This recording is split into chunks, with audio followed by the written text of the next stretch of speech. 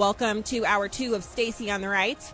You are live and direct with your girl Stacy, and we're welcoming in Samuel Mangold-Lenett. Sam, staff editor at The Federalist. The website is one of our favorites, thefederalist.com. Sam, thanks for coming on tonight. Thanks so much for having me. How are you doing? I'm doing great, and I'm really especially happy to have you here and your expertise in researching and writing on this because AG Merrick Garland and the DOJ, they have not been even-handed in their adjudication of justice, meting out what are the laws of this land. They seem to have a real soft spot for anyone whose last name is Biden. And now there's this issue of his work as what anyone else would be called a foreign agent, especially when he was getting paid, I think it was $68,000 a month, serving as a board member on an energy company named Burisma in Ukraine. So talk to us a little bit about what you found here as you've researched and wrote about this. Yeah, so the piece that I recently published in The Federalist is mostly about a lawsuit that America First Legal is recently served to AG Garland and the DOJ, more or less alleging that they didn't have Hunter Biden register as a FARA agent, which means a foreign agent.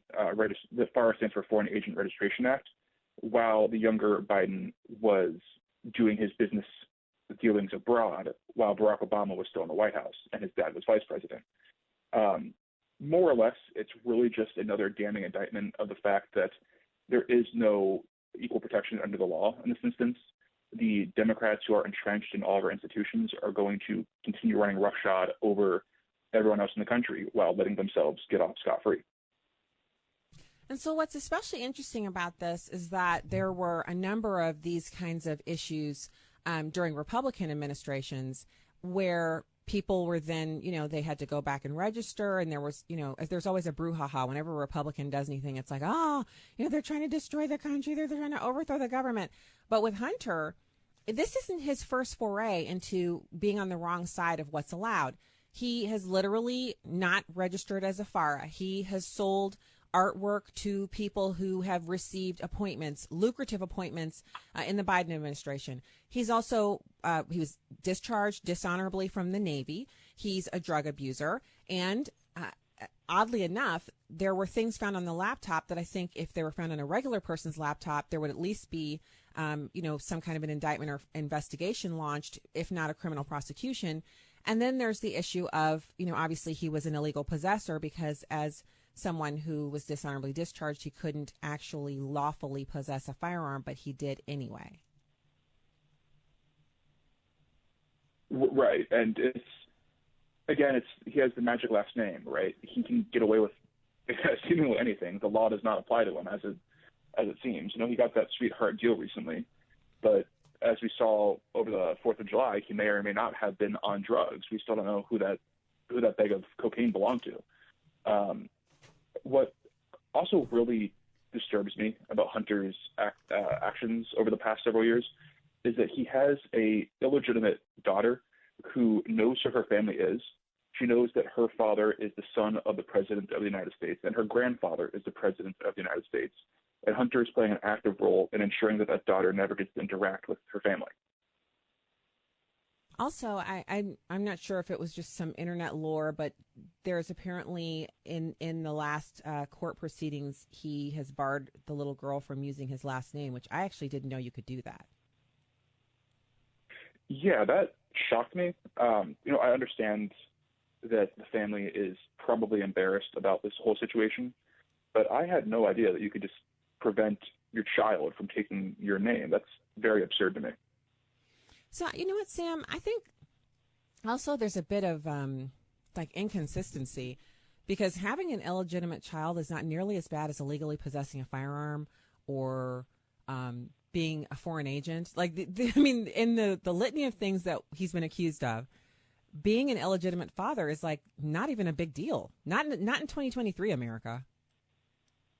Right. And I think the bigger issue, obviously, the foreign corruption is obviously, the biggest glaring red flag we have in this instance. For me, the issue with the family issues is that we've been told time and time and time again that the Bidens are this great family, that, it's old Uncle Joe Biden. Meanwhile, they're doing one of the cruelest things I can imagine anybody doing to a child. Yeah, and the other part about it is that so no one's actually running a tally on how many grandchildren President Biden has or how many children Hunter has. I actually just found out that he has 5 kids in total. I just literally found that out. I thought that the young child that he has illegitimately, that he had 2 children. I didn't realize he had other children that were much older than the 2 most recent ones. So I think the issue for me is really there's cruelty here, but there's also, it seems like it's a pattern. While they're putting forward the effrontery, and it's an effrontery to me, it's an effrontery to anyone who has an actual family that they've worked hard to, to live well and to try to do their best. It's an effrontery to families like that for him to have this reputation as, everybody's uncle, Uncle Joe to America, everybody's grandpa. I'm so tired of hearing Gayle King on television in the mornings talk about how Joe Biden's a family man. And even she was forced to admit that this kind of cruelty is usually reserved for people who, are kind of sociopaths, because who goes out and intentionally maligns and mistreats a 4-year-old? Like, it's just the worst thing ever. And especially if you're related to the 4-year-old. Right. And, I try not to do the, what if Republicans did this thing? But let's imagine if, Donald Trump Jr. had a illegitimate child that Trump actively ignored. That would be playing on the airwaves every single day until the end of time, solely because the left and the corporate media don't actually care about any moral standards. Every single moral standard they bring up or reference is solely used as a bludgeon to cudgel you into submission and to make you think, oh, wow, we really are bad people. We should let the Democrats run the show. Right. Or, oh, the Democrats are such great family people, which, that is universally not the case. And so I actually complimented Barack Obama and Michelle Obama on their family, the 2 daughters, the way the girls comported themselves, and I don't blame them for whatever they've got going on in the teenage years. Everyone should be allowed to have their teenage years. I also said nice things about the Bushes. Like, if I can find something nice to say about their families, I will, because my disagreements with them are political. But with the Bidens, there seems to be a persistent, not only does he use it reputationally, but then you find issues with it. Usually when people have their family as something that they kind of stand on, it's like the one area of their life that is actually pretty good. And you can find things to criticize about them in other areas. It's like that with President Trump. President Trump, I thought he was a great president. I didn't agree with, Operation Warp Speed and all of that, but he kind of puts himself out there as being a great dad and a great granddad. And as far as we can tell, he really is. He's really very loving and kind, and has great relationships with all of the kids in, 3 marriages, but still all of the kids and all of the grandkids. And so usually that's the case. But with Biden, it's almost as if he intentionally draws attention to his jacked up family, and then he calls it good. And we're all supposed to be like, yeah, that's great. And it's not. It's not great. Yeah, I'm kind of curious whether or not he is using his family as a kind of, sympathy device. If he is, I think it is increasingly failing to work. But that's kind of back to your point. That's how I feel. I think that's how he leverages his family. It's clearly not like they're an asset to him. And that's not saying everyone should, wild their family out and make them an asset in their political aspirations. But it's not as though his family's been, the paragon of excellence. They've been rather dysfunctional, at least as far as, it seems like their entire lives. Since I've been following politics and involved in this space, incredibly dysfunctional. It's very unfortunate. At the end of the day, these are still people who, ostensibly have human souls. So I really wish they could get their act together solely, if not for their own sake and for the country's sake, just human decency's sake. I agree with you, Sam. So a couple more things here, and thank you so much for joining us tonight from The Federalist. Your work can be found at thefederalist.com. Your article is called Lawsuit Garland, DOJ Failed to Make Hunter Biden Register as a Foreign Agent While on Burisma Board. You use information from a lawsuit filed by America First Legal against AG Garland and the U.S. DOJ.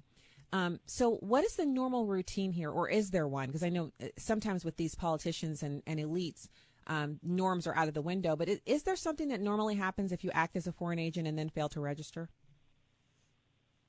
Yeah, you typically face the full force of the law. So there's another gentleman who runs pretty parallel to the situation. His name is Gal Luft, if I recall correctly. Luft was an Israeli national who was living in the United States. He didn't register as a FARA agent and continued having overseas dealings with Chinese state actors. For whatever reason, you can still be a state actor on behalf of the Chinese government in the U.S. and you can do business with them, despite that being very glaringly against the national interest. But he is facing a considerable amount of jail time and heavy fines for doing something that Hunter Biden himself has done in a much larger magnitude. So typically, you have the law thrown at you in an unbiased way. However, that's not the political and legal landscape we live in at this current time. You could say that again. Sam, I imagine that the gentleman you just named off did not earn $68,000 a month for whatever he was doing. I'm just guessing. Right. And if he did, he probably had to work for it and couldn't just coast by on his family's last name. Exactly. Because it's not like Hunter Biden was actually living in Ukraine while he was serving on that board. And this was, kind of pre-age of Zoom. It's not that Zoom didn't exist, but, it was before Zoom became so common. And also, time zones. There's just so much about it that doesn't make any sense. So now that this lawsuit has been filed, is there any timeline or anything that people should be looking for, kind of around the corner or will it be kind of the long legal process where, I'll have you back on in a year, to talk about the next step?